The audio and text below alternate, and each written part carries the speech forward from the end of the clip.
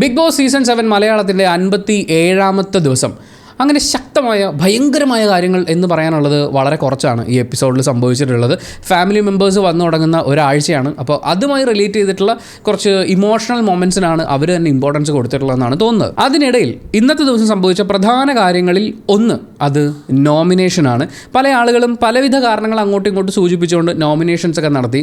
ആ കൂട്ടത്തിൽ ഏറ്റവും അധികം അളിഞ്ഞ് കുളമായി പോയ ഒരു നോമിനേഷൻ പരിപാടി അത് ഒനീലിൻ്റെ ഭാഗത്തു നിന്നാണ് ഉണ്ടായതെന്നാണ് ഫീൽ ചെയ്തത്. ഒനീൽ ആക്ച്വലി ബാക്കിയുള്ള ആളുകൾ ഒനീലിനെ നോമിനേറ്റ് ചെയ്ത പോലെ വളരെ മോശം ക്യാപ്റ്റനായിരുന്നു, വളരെ ഇനാക്റ്റീവ് ആയിട്ടുള്ളൊരു പ്ലെയറാണ്. പക്ഷേ അദ്ദേഹം നോമിനേറ്റ് ചെയ്തത് എന്തിനൊക്കെയാണെന്ന് നോക്കൂ. അപ്പോൾ കഴിഞ്ഞ ആഴ്ച ലാലേട്ടൻ വന്നതിന് ശേഷം കൃത്യമായി ചൂണ്ടിക്കാണിച്ചിട്ടുണ്ടായിരുന്നു ആര്യൻ ജിസേൽ വിഷയത്തിൽ ഒനീലിൻ്റെ സ്റ്റാൻഡ് എന്തായിരുന്നു എന്നുള്ളത്. അത് വളരെ റിഗ്രസീവ് ആയിരുന്നു. റിഗ്രസീവ് എന്ന് പറഞ്ഞു കഴിഞ്ഞാൽ ഒരു തനി സദാചാര അമ്മാവൻ ലൈനിലൊക്കെയാണ് ഒനീലിൻ്റെ സംസാരം ഉണ്ടായിരുന്നത്, അയാളുടെ കോൺവെർസേഷൻ പാറ്റേൺ ഉണ്ടായിരുന്നത്. പക്ഷേ എന്നിട്ടും ഈ പറയുന്ന സാധനങ്ങളൊക്കെ ഇത് വളരെ മോശമായി പോയി ഒനീലെ എന്ന് ലാലേട്ടൻ മുഖത്ത് നോക്കി പറയാതെ പറഞ്ഞിട്ടും ഒനീൽ വന്ന് നോമിനേറ്റ് ചെയ്യുന്ന വ്യക്തികളിൽ ഒരാൾ അത് ജിസേലാണ്. ജിസേലിനെ കുറിച്ച് പറയുന്നത് ജിസേലിൻ്റെ സ്ട്രാറ്റജി തന്നെ ഈ ആര്യനെ കൊണ്ട് പണിയെടുപ്പിക്കുക എന്നുള്ളതാണ്. അതായത് ആര്യനും ജിസേലും തമ്മിൽ സ്നേഹമാണോ അതോ പ്രണയമാണോ എന്നൊരു കൺഫ്യൂഷൻ ഉണ്ടാക്കുക. അപ്പോൾ അതിനെക്കുറിച്ച് നമ്മളെല്ലാവരും സംസാരിക്കുക. ഇതൊക്കെയാണ് അവർ ഉദ്ദേശിക്കുന്നതെന്നാണ് പറയുന്നത്. പക്ഷേ ഇത് പറഞ്ഞു കഴിഞ്ഞിട്ട് ഒനീലിൻ്റെ അടുത്ത ഡയലോഗ്, ഹൂ കേസ്, ആരാണ് ഇവിടെ കെയർ ചെയ്യുന്നത്, ഇത് ഞാൻ എവിടെയോ കേട്ടിട്ടുണ്ടല്ലോ എന്ന് തോന്നിപ്പോയി. എന്തായാലും ആ ഹൂ കേസിന് ശേഷം ഒനീൽ പറയുന്നത് അവരെ വേറെ കണ്ണോടെ നമ്മൾ നോക്കണമെന്നാണ് അവരുടെ ആവശ്യം എന്നാണ്. എൻ്റെ പൊന്നൊനീലെ, ഒനീലിൻ്റെ കയ്യിൽ നിന്ന് പോയി ഇത്. ഒനീൽ അഭിലാഷും ഒന്നിച്ചുള്ള ഡിസ്കഷൻസ് വാസ് വെരി റോങ്. അത് നിങ്ങൾ ഉണ്ടാക്കി വെച്ചിരിക്കുന്ന ആ പുരോഗമനവാദി ഫെമിനിസ്റ്റ് ഇമേജിന് വളരെ കോട്ടം തട്ടുന്ന ഒന്ന് തന്നെയാണെന്ന് നമുക്ക് എല്ലാവർക്കും മനസ്സിലായിട്ടുണ്ട്. പക്ഷേ അങ്ങനെ ഒരു സ്റ്റേറ്റ്മെൻ്റ് ഒക്കെ വന്നു പോകുമ്പോൾ അത് സംഭവിച്ചു പോയതാണ്, ഇനി അങ്ങനെ ഉണ്ടാവാതെ നോക്കാം എന്നൊക്കെ പറയാമെന്നുള്ളതിനപ്പുറത്തേക്ക് അവരുടെ പരിപാടി തന്നെ നമ്മളെ കൊണ്ട് രണ്ട് രീതിയിൽ ചിന്തിപ്പിക്കുകയാണെന്നുള്ളതും അതിനെക്കുറിച്ച് സംസാരിപ്പിക്കുക എന്നുള്ളതുമാണെന്ന് ഒനീൽ തന്നെ പറയുമ്പോൾ ഒനീൽ ഫെയിലായി പോയില്ലേ. കഴിഞ്ഞൊരാഴ്ച മുഴുവൻ ഒനീൽ അതല്ലേ സംസാരിച്ചത്. അപ്പോൾ ജിസേലിൻ്റെ സ്ട്രാറ്റജി ആയിരുന്നു അതെങ്കിൽ ആ സ്ട്രാറ്റജിയിൽ ഒനീൽ പുട്ടുപോലെ വീണുപോയില്ലേ. വളരെ വൃത്തികെട്ട സേഫ് ഗെയിമർ എന്നൊക്കെയാണ് ജിസേലിനെ ഒനീൽ വിളിക്കുന്നത്. അതിനുശേഷം ഒനീൽ നോമിനേറ്റ് ചെയ്യുന്ന മറ്റൊരു വ്യക്തി അത് ലക്ഷ്മിയാണ്.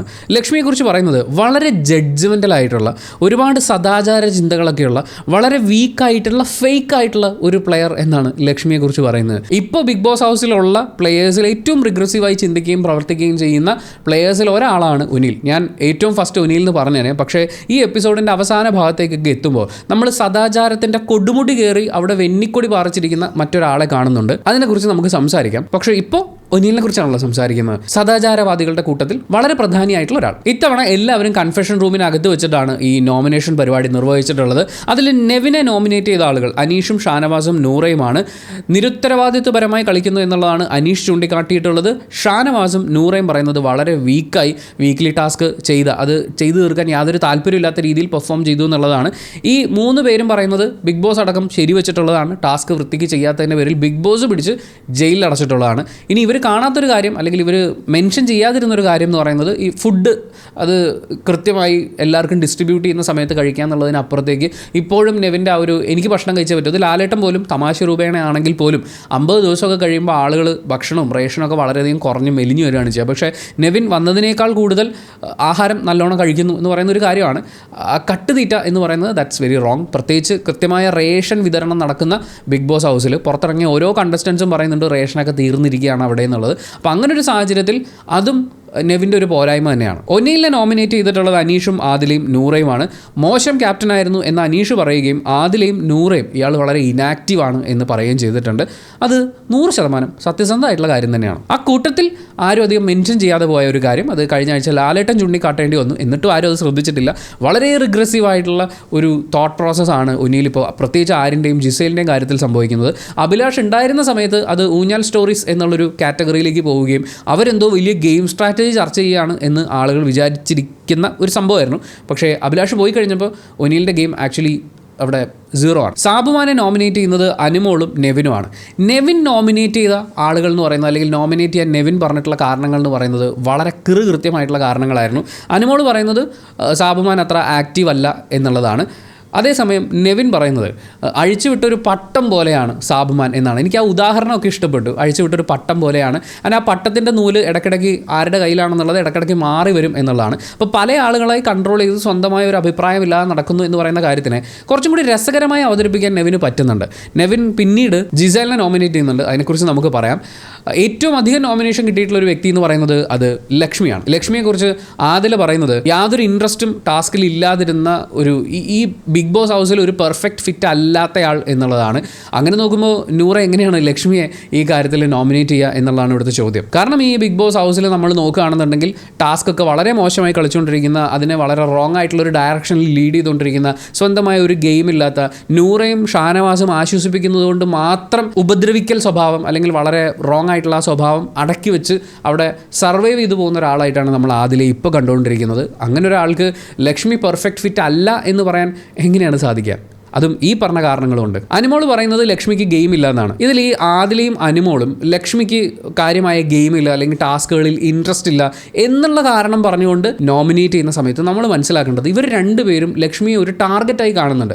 അല്ലെങ്കിൽ ഗെയിം ഇല്ലാത്ത ആളെന്ന് പറയാൻ അവർക്ക് വേറെയും ആളുകളുണ്ടല്ലോ, അവർ ഫൈറ്റ് ചെയ്തിട്ടില്ല. ഇപ്പോൾ ലക്ഷ്മി ഇവരോട് രണ്ടുപേരോടും ഡയറക്റ്റ് ഫൈറ്റിന് ഇറങ്ങിയിട്ടില്ല.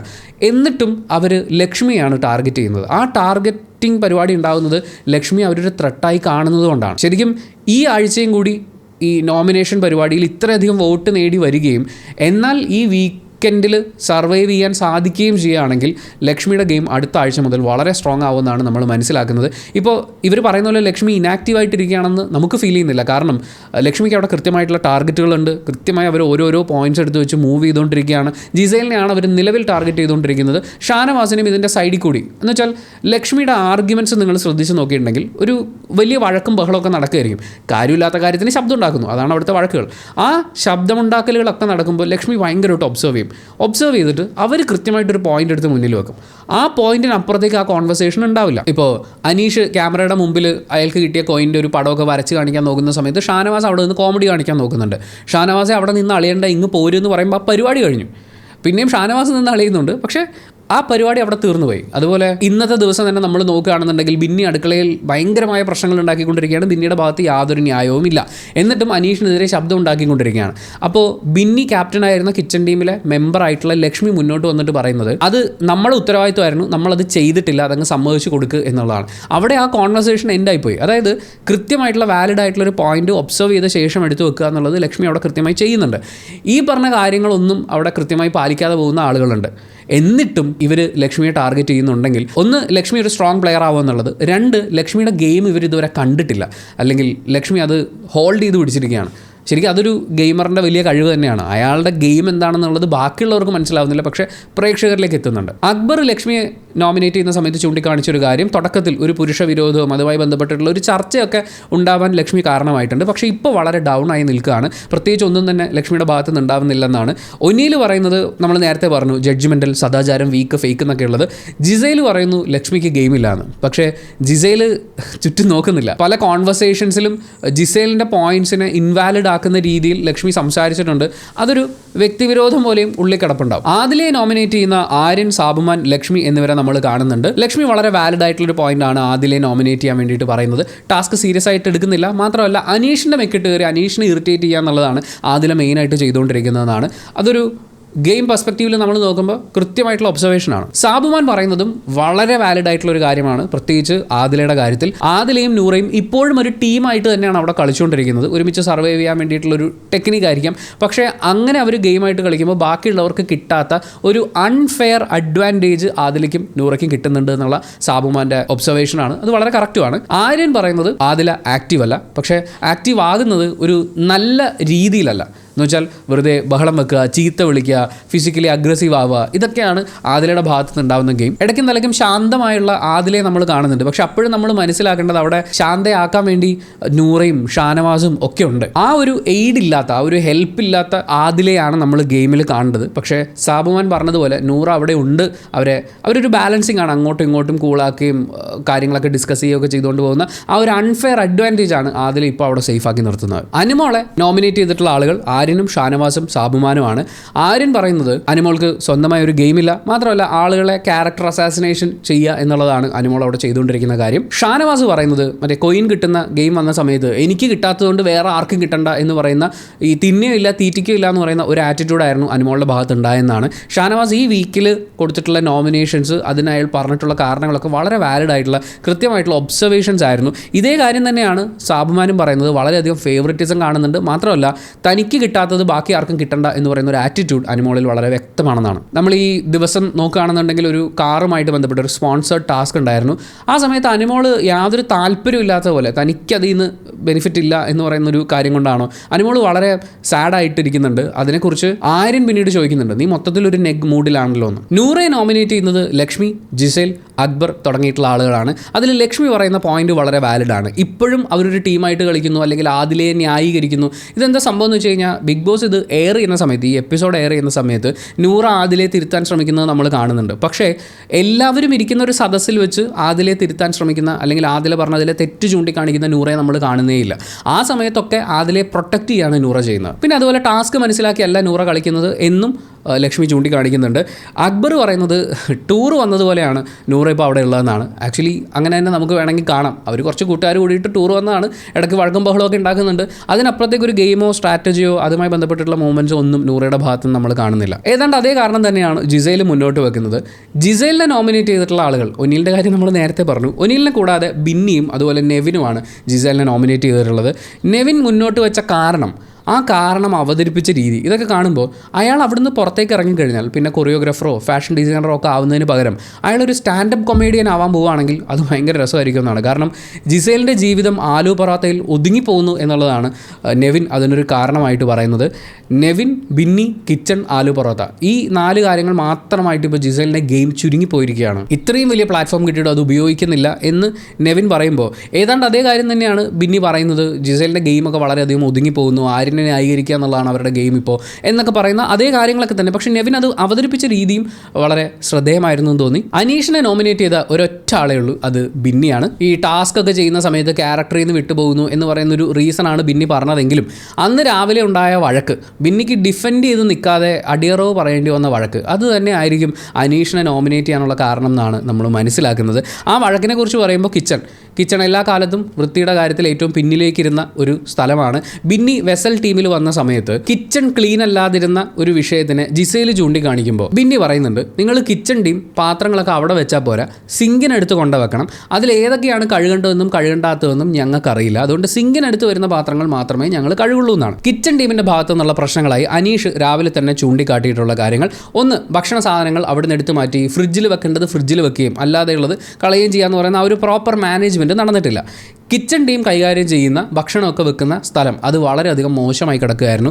രാവിലെ ആ സമയമായിട്ടും അനീഷൊക്കെ അത് ക്ലീൻ ചെയ്യാൻ വരുന്ന സമയമായിട്ടും അത് കിച്ചൺ ടീം ക്ലീൻ ചെയ്തിട്ടില്ലായിരുന്നു, ഒതുക്കിയിട്ടില്ലായിരുന്നു, വളരെ മോശമായി കിടക്കുകയായിരുന്നു. തലേ ദിവസം ആഹാരം കഴിച്ച പ്ലേറ്റ് വരെ ആ ഡൈനിങ് ടേബിളിൻ്റെ മുകളിൽ അഴുക്ക് പിടിച്ചിരിക്കുന്നതും നമ്മൾ കാണുന്നുണ്ട്. ഭക്ഷണ സാധനങ്ങൾ തലേന്നത്തത് ആ ഒരു പ്ലാസ്റ്റിക് കവറിട്ട് വെച്ചിരിക്കുന്നത് അത് അതുപോലെ ഇരിക്കുന്നത് നമ്മൾ കാണുന്നുണ്ട്. അപ്പോൾ ബിന്നി പറയുന്നത് ഫ്രിഡ്ജിൽ വെക്കാൻ സ്ഥലമില്ല, അല്ലെങ്കിൽ നിങ്ങൾക്ക് വെച്ചുകൂടായിരുന്നു എന്നുള്ളതാണ്. അങ്ങനെ ഒരു ചോദ്യം കിച്ചൺ ടീം ക്യാപ്റ്റൻ ചോദിക്കാൻ പാടില്ലാത്തതാണ്. മാത്രമല്ല ബ്രേക്ക്ഫാസ്റ്റ് റെഡി ആയിട്ടില്ലല്ലോ. കാരണം ബിന്നിയെ നമ്മൾ ശ്രദ്ധിക്കേണ്ടത് ഈ ബിഗ് ബോസ് ഹൗസ് സ്റ്റാർട്ട് ചെയ്ത സമയത്ത് ഈ ബ്രേക്ക്ഫാസ്റ്റ് കൃത്യസമയത്ത് കിട്ടാത്തതിൻ്റെ പേരിൽ മരുന്ന് കഴിക്കുന്ന ആളുകളൊക്കെ ഉള്ളതാണ് ഇവിടെ എന്ന് പറഞ്ഞ് വലിയൊരു പ്രശ്നം ഉണ്ടാക്കാൻ ശ്രമിച്ചിട്ടുള്ള ആളാണ് ബിന്നി. അതേ ബിന്നിയുടെ അടുത്ത് ബ്രേക്ക്ഫാസ്റ്റ് ഇതുവരെ റെഡി ആയിട്ടില്ലല്ലോ എന്ന് ചോദിക്കുമ്പോൾ ബിന്നി പറയുന്നത് ചായയൊക്കെ നിങ്ങൾക്ക് ഉണ്ടാക്കി കുടിച്ചൂടെ എന്നുള്ളതാണ്. ഒനിയിൽ ആ സമയത്ത് ഒരു കൃത്യമായിട്ടുള്ള പക്ഷം പിടിക്കാതെ നിൽക്കുന്നത് നമ്മൾ കാണുന്നുണ്ട്. ഇതിനിടയിൽ അനിമോളിലൊരു കോമഡി ഉണ്ട്. ഈ ചേട്ടൻ എന്താ രാവിലെ തന്നെ ഇങ്ങനെ, എനിക്ക് ഇഷ്ടമല്ല, ഞാൻ അങ്ങോട്ട് ചെല്ലട്ടെ, ഞാൻ ചെന്നാലേ ശരിയാവുള്ളൂ എന്നൊക്കെ പറയുന്നുണ്ട്. പക്ഷേ ആ വിഷയത്തിലും കൂടുതൽ ഒബ്സർവ് ചെയ്യുന്നതും കൃത്യമായിട്ടുള്ളൊരു കാര്യം അവതരിപ്പിച്ച ആ പ്രശ്നത്തിനെ ഒരു കൺക്ലൂഡിങ് പോയിന്റിലേക്ക് കൊണ്ടുവരുന്നതായിട്ട് നമ്മൾ കാണുന്നത് ലക്ഷ്മിയാണ്. ലക്ഷ്മി ആ സമയത്ത് ഈ അനീഷും ബിന്നിയും തമ്മിലുള്ള ബഹളം നടക്കുന്ന സമയത്ത് ബിന്നി വളരെയധികം ഷൗട്ട് ചെയ്യുന്നുണ്ട്, പല കാര്യങ്ങളും മുന്നോട്ടെടുത്ത് വെക്കുന്നുണ്ട്. പക്ഷേ അവർ തന്നെ മുൻപ് പറഞ്ഞിട്ടുള്ള കാര്യങ്ങളുടെ നേരെ ഓപ്പോസിറ്റാണ് അവർ വാദിച്ചുകൊണ്ടിരിക്കുന്നത്. അവരുടെ മിസ്റ്റേക്ക് തന്നെയായിരുന്നു. ലക്ഷ്മി മുന്നോട്ട് വന്ന് പറയുന്നത് അത് നമ്മൾ ചെയ്യേണ്ടതായിരുന്നു, നമ്മുടെ ഡ്യൂട്ടി ആയിരുന്നു, നമ്മളത് ചെയ്തിട്ടില്ല, അത് അക്സെപ്റ്റ് ചെയ്തേക്കൂ എന്നുള്ളതാണ്. അതിനെ സപ്പോർട്ട് ചെയ്തുകൊണ്ട് തന്നെ ആര്യനും സംസാരിക്കുന്നുണ്ട്. അപ്പോൾ ബിന്നി നേരെ പ്ലേറ്റ് എടുത്ത് മാറ്റി, അത് ഞങ്ങൾ ചെയ്തേനെ, നിങ്ങളിപ്പോഴല്ലേ ക്ലീൻ ചെയ്തത് എന്നുള്ളതാണ്. അവരെപ്പോൾ ക്ലീൻ ചെയ്യേണ്ടതായിരുന്നത് അത് അപ്പം ചെയ്യാതിരുന്നിട്ട് അതങ്ങനെ കിടക്കുന്നത് കണ്ടിട്ട് അനീഷ് വന്ന് ക്ലീൻ ചെയ്തു. അതിനുശേഷമാണ് അനീഷ് അതിനെക്കുറിച്ച് സംസാരിക്കുന്നത്. വൃത്തികേടായി കിടക്കുന്ന കാര്യങ്ങളെല്ലാം എടുത്ത് കാണിച്ചിട്ട് ബഹളം വെക്കാൻ, അത് ആക്ച്വലി ചെയ്യുന്നതെന്ന് വെച്ചാൽ അത് വൃത്തിയാക്കാതിരുന്ന ആളുകളുടെ അതേ പരിപാടി നമ്മൾ ചെയ്യാന്നുള്ളതാണ്. അനീഷ് അത് ക്ലീൻ ചെയ്തല്ലോ, അത് ക്ലീൻ ചെയ്തതിന് ശേഷമാണ് നിങ്ങളുടെ ഡ്യൂട്ടി ചെയ്തിട്ടില്ല എന്നുള്ള കാര്യം അവിടെ ചൂണ്ടിക്കാട്ടുന്നത്. ആ സമയത്ത് ബിന്നി പറയുന്നത് ഞങ്ങൾ ഇപ്പോൾ ചെയ്തേനെ എന്നാണ്. എപ്പോൾ ചെയ്തേനെ? ഒനിയിലൊരു കൂറ ക്യാപ്റ്റനാണ് എന്ന് പറയുന്ന ഒരു നഗ്ന സത്യം കൂടി വിളിച്ച് പറയുന്ന അനിമോളെ നമ്മൾ കാണുന്നുണ്ട്. ജിസേലും ഒനിയിലും തമ്മിലുള്ളൊരു സംസാരത്തിനിടയിൽ ഒനിയിൽ തുറന്നു പറയുന്നുണ്ട്, അതായത് ബിന്നിക്ക് ഈ ക്യാപ്റ്റൻസി പദവി കിട്ടാൻ വേണ്ടിയിട്ടുള്ള ആ ഒരു സപ്പോർട്ട് ഒനിയിൽ കൊടുക്കാനുള്ളൊരു കാരണം ബിന്നിക്ക് നേരത്തെ ഇമ്മ്യൂണിറ്റി കിട്ടിയിട്ടുണ്ടായിരുന്നു. ആ ഇമ്മ്യൂണിറ്റി വേസ്റ്റ് ആക്കുക എന്ന് പറയുന്ന ഒരു പരിപാടിയുടെ ഭാഗമായിട്ടാണ് ബിന്നിയെ ക്യാപ്റ്റൻ ആക്കാൻ പിന്തുണച്ചത് എന്നുള്ളതാണ്. അത് ബിന്നിക്ക് നല്ലോണം മനസ്സിലായിട്ടുണ്ട്. ഇതിനിടയിൽ ബിന്നിയുടെ ഹസ്ബൻഡ് അവിടെ വരുമെന്ന് അനൗൺസ് ചെയ്യുന്നത് നമ്മൾ കേൾക്കുന്നുണ്ട്. അനീഷിൻ്റെയും ഷാനവാസിൻ്റെയും ഫാമിലീസ് അങ്ങോട്ട് വരുന്നുണ്ട്. അവർക്ക് ഒരു ദിവസം കുറച്ച് സമയം മാത്രമാണ് വീട്ടിൽ സ്പെൻഡ് ചെയ്യാൻ കിട്ടിയിട്ടുള്ളത്. അതിനിടയിൽ നെവിന് വളരെ സന്തോഷവും അഭിമാനമൊക്കെ തോന്നാൻ ഇടയുള്ളൊരു കാര്യം എന്ന് പറയുന്നത് അങ്ങോട്ട് വന്നു കയറിയ ഷാനവാസിൻ്റെ മകൾ ഞാനൊരു നെവിൻ ഫാനാണ് എന്ന് പറയുന്നതാണ്. അനീഷിൻ്റെ അനിയന് കുറേ കാര്യങ്ങൾ പറയാനുണ്ടായിരുന്നു എന്ന് അയാളുടെ മുഖഭാവമൊക്കെ കണ്ടപ്പോൾ തോന്നി. പക്ഷേ അയാൾക്ക് ഇറങ്ങുന്നത് വരെയും ഒന്നും പറയാൻ പറ്റിയിട്ടില്ലായിരുന്നു. എന്തായാലും ആസ് എ ക്രിക്കറ്റർ എനിക്ക് ഏറ്റവും ഇഷ്ടം ആര്യനെയാണ് എന്ന് അനീഷിൻ്റെ ബ്രദർ പറയുന്നുണ്ട്. അതിൻ്റെ എന്തെങ്കിലും റിഫ്ലക്ഷൻസ് ഉണ്ടാവുമോ എന്നുള്ളത് നമുക്ക് വരും ദിവസങ്ങളിലാണ് അറിയാൻ പറ്റുക. അക്ബറിൻ്റെ ഭാഗത്തു നിന്നുണ്ടായ വളരെ മോശം ഒരു സ്റ്റേറ്റ്മെൻറ്റ് എന്ന് തന്നെ പറയാവുന്നത്, ഇവരുടെ ഫാമിലി മെമ്പേഴ്സ് വന്ന് പോകുന്ന സമയത്ത് ഇനി ആദിലയുടെ വീട്ടിൽ നിന്ന് ദിയാസനയല്ലേ വരിക എന്ന് പറയുന്ന ഒരു ചോദ്യം അയാൾ ചോദിക്കുന്നുണ്ട്. അതിനുശേഷം ആദിലയ്ക്ക് അത് വിഷമമായതിൻ്റെ പേരിൽ മാപ്പ് പറയാൻ പോകുന്ന അക്ബറിനെ നമ്മൾ കാണുന്നുണ്ട്. പക്ഷേ അക്ബറിൻ്റെ ഭാഗത്തു നിന്നുണ്ടായത് വളരെ മോശമായിട്ടുള്ളൊരു കാര്യം, ഒട്ടും ചിന്തിക്കാതെ എല്ലാവരുടെയും ഫാമിലി മെമ്പേഴ്സ് വരുന്നു, അവരതിൽ സന്തോഷം കണ്ടെത്തുന്നു. ആ ഫാമിലി മെമ്പേഴ്സിനടുത്ത് ഇവർ വളരെ നല്ല രീതിയിൽ സംസാരിക്കുന്നത് നമ്മൾ കാണുന്നുണ്ട്. അനീഷിൻ്റെ പുറത്തൊരു തല്ല് കൊടുത്തത് അത് വിഷമമായോ എന്ന് അനീഷിൻ്റെ അമ്മയോട് ചോദിക്കുന്നത് നമ്മൾ കാണുന്നുണ്ട്. സോ അവർക്ക് ഈ ഫാമിലി മെമ്പേഴ്സൊക്കെ ആയിട്ടൊരു ക്ലോസ് കണക്ഷൻ ഉണ്ടാക്കണമെന്ന് ആഗ്രഹമുണ്ട്. അങ്ങനെയുള്ള ഒരാളുടെ വീട്ടിൽ നിന്ന് ഒരാളുടെ മാത്രം ചൂണ്ടിക്കാണിച്ച്, ഇതിന് മുമ്പും പറഞ്ഞതായിട്ട് അതിൽ തന്നെ പറയുന്നുണ്ട്, അയാളെ ചൂണ്ടിക്കാണിച്ച് നിൻ്റെ വീട്ടിൽ നിന്ന് ബന്ധുക്കളാരും വരാനില്ലല്ലോ എന്ന് പറയുന്നത് പോലത്തെ ഒരു സ്റ്റേറ്റ്മെൻ്റ് ആണത്. അത് തീർച്ചയായും ഒരാളെ ഹേർട്ട് ചെയ്യും, അയാളുടെ കോൺഫിഡൻസ് ലെവലിനെ ഭയങ്കരമായിട്ട് ബാധിക്കും. ഭയങ്കര മോശമായിട്ടുള്ള ഒരു സ്റ്റേറ്റ്മെൻറ്റ് തന്നെയാണ് അക്ബറിൻ്റെ ഭാഗത്തു നിന്നുണ്ടായത്. അത് അക്ബർ അപ്പോളജൈസ് ചെയ്യുന്നുണ്ടെങ്കിൽ പോലും ഇനി ഒരിക്കലും ആവർത്തിക്കാതിരിക്കാൻ അക്ബർ അത്രയും ശ്രദ്ധിക്കേണ്ടുന്ന ഒരു കാര്യം തന്നെയാണ്. ഇതിനിടയിൽ അനുമോളെ നമ്മൾ കാണുന്നത് ആദിലെ ഞാൻ ആശ്വസിപ്പിക്കും, ഞാൻ തന്നെ ആശ്വസിപ്പിക്കും, ഞാൻ മാത്രം ആശ്വസിപ്പിക്കും എന്നുള്ളൊരു ലൈനിൽ കെട്ടിപ്പിടിച്ച് നിൽക്കുന്നതാണ്. അങ്ങോട്ടേക്ക് ആദിലെ ചേറിയാൻ വരുന്ന നെവിനെയൊക്കെ കുറ്റം പറഞ്ഞ് ഓടിച്ചിട്ട് വീണ്ടും അനുമോൾ ആദിലെ ആശ്വസിപ്പിക്കാൻ ശ്രമിക്കുന്നത് നമ്മൾ കാണുന്നുണ്ട്. ആൻഡ് ഈ നോമിനേഷൻ്റെ പരിപാടി തുടങ്ങുന്നതിന് മുമ്പേ ബിഗ് ബോസ് പറയുന്ന ഒരു ഡയലോഗുണ്ട്, ആരും പ്രതീക്ഷിക്കാത്ത ഒരാൾ പെട്ടെന്ന് പുറത്തു പോയാലോ എന്നുള്ള ചോദ്യം ചോദിച്ചിട്ടാണ് നോമിനേഷനിലേക്ക് കടക്കാമെന്ന് പറയുന്നത്. ഈ പെട്ടെന്ന് പുറത്തു പോവുക എന്ന് പറയുന്നൊരു കാര്യം നോമിനേഷനിൽ സാധാരണ സംഭവിക്കാത്തതാണ്. ലാലേട്ടൻ വന്നിട്ടാണല്ലോ ആരാണ് എവിക്റ്റ് ചെയ്തതെന്നുള്ളത് പറയാം. പക്ഷേ അങ്ങനൊരു വേർഡ് ഉപയോഗിച്ചിട്ടുണ്ടെങ്കിൽ ഇതിനിടയിൽ ആരെങ്കിലും ഔട്ടാവുക, ഇനിയിപ്പോൾ ഔട്ടാവുന്നത് പോലെ അവിടുന്ന് തൂക്കിയെടുത്ത് രഹസ്യമായി പാർപ്പിച്ച് മറ്റേ ഇടയ്ക്ക് തിരിച്ചു കൊണ്ടുവരുന്ന പോലെ അങ്ങനത്തെ എന്തെങ്കിലും പരിപാടി ബിഗ് ബോസ് പ്ലാൻ ചെയ്യുന്നുണ്ടാവോ? എന്തായാലും ഇപ്രാവശ്യത്തെ എവിക്ഷനിൽ കുറച്ച് കാര്യങ്ങൾ ബിഗ് ബോസ് മുന്നിൽ കണ്ടിട്ടുണ്ടാവും. അതിനിടയിൽ ബിന്നിക്ക് കിട്ടിയ ഇമ്മ്യൂണിറ്റി അത് വേറെ ആർക്കെങ്കിലും കൊടുക്കാൻ ഉദ്ദേശിക്കുന്നുണ്ടോ എന്ന് ചോദിക്കുന്നുണ്ട്. കാര്യം ബിന്നി ഓൾറെഡി ക്യാപ്റ്റനായി, അവർക്ക് നോമിനേഷനിൽ നിന്ന് ഇമ്മ്യൂണിറ്റി ഉണ്ട്. അപ്പോൾ ഓൾറെഡി കിട്ടിയിട്ടുള്ള ഇമ്മ്യൂണിറ്റി എന്ത് ചെയ്യണം എന്നുള്ളതാണ് ചോദ്യം.